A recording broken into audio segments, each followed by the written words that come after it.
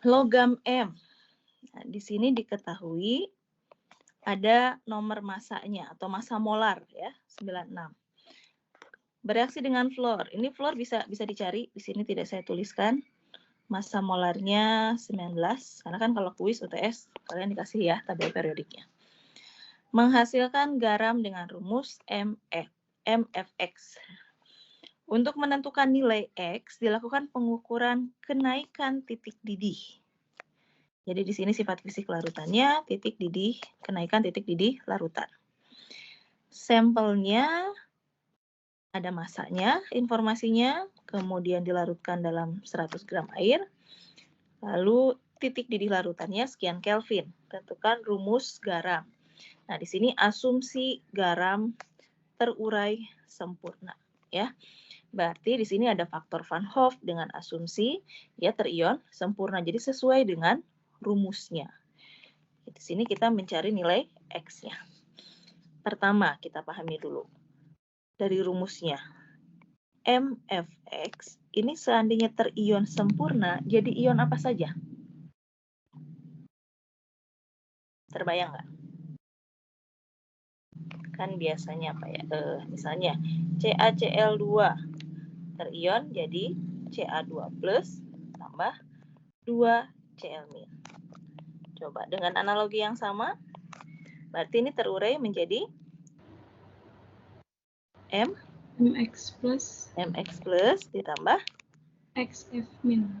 F min. Ya, berarti di sini jumlah ionnya karena terion sempurna ya, I-nya seandainya terion sempurna berapa?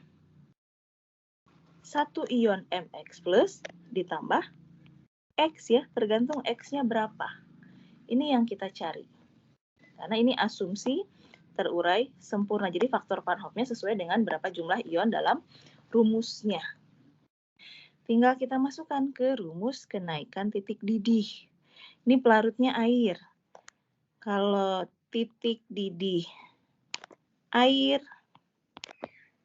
ya berarti berapa? 100 derajat Celcius atau 373 Kelvin. Berarti delta TB-nya kan kenaikan ya, 374,38 Kelvin dikurangi 373 Kelvin atau sama saja dengan 1,38 ya Kelvin. Nah, karena di sini KB airnya dalam derajat Celcius per molal. Ini sama saja 1,38 Kelvin itu sama dengan 1,38 derajat Celcius ya kalau selisih. Jadi jangan ditambahkan 273 ya dari Celcius ke Kelvin. Karena kalau selisih mau satuan temperaturnya berbeda, nilainya tetap sama. Tinggal masukkan delta TB sama dengan M kali KB kali I. M-nya berapa? Apa rumus molalitas? Kalian ngecek. Sudah hafal belum? Molalitas apa rumusnya?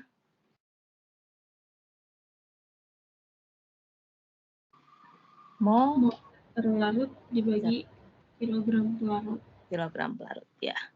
Nah, molnya ini kan kita punya informasi massa ya. Jadi belum bisa dapat langsung massa molarnya, totalnya berapa karena X-nya yang dicari.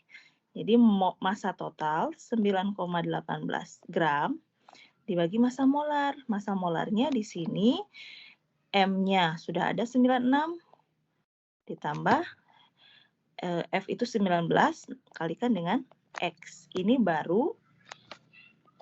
gram per mol. Baru mol ya, mol zat terlarut.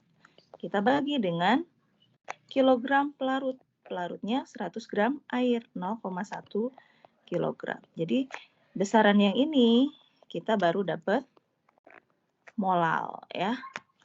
M, KB-nya 0,51 derajat Celcius per molal. Lalu I-nya kita kalikan 1 ditambah X ya. Jadi di sini ada satu variabel X ya.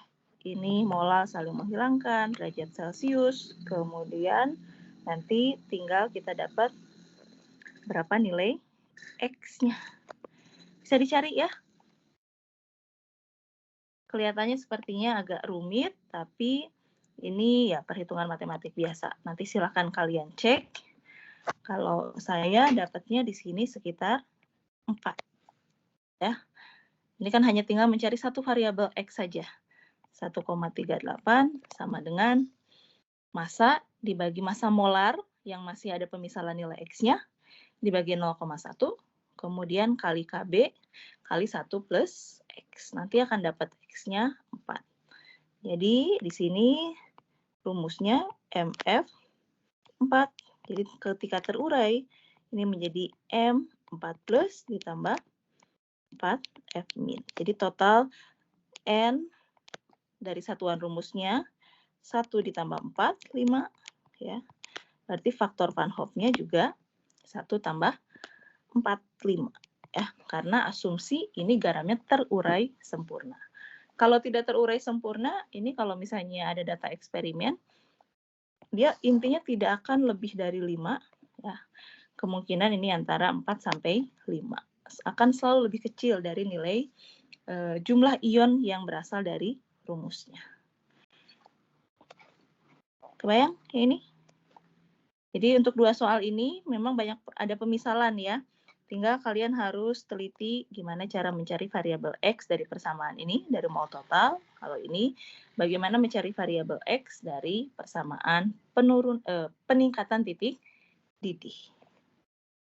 Jadi sudah selesai ya soal maupun materi yang ada di slide ini. Tinggal kalau misalnya nggak ada yang ditanyakan, saya lanjut ke soal latihan yang saya kirim di Teams.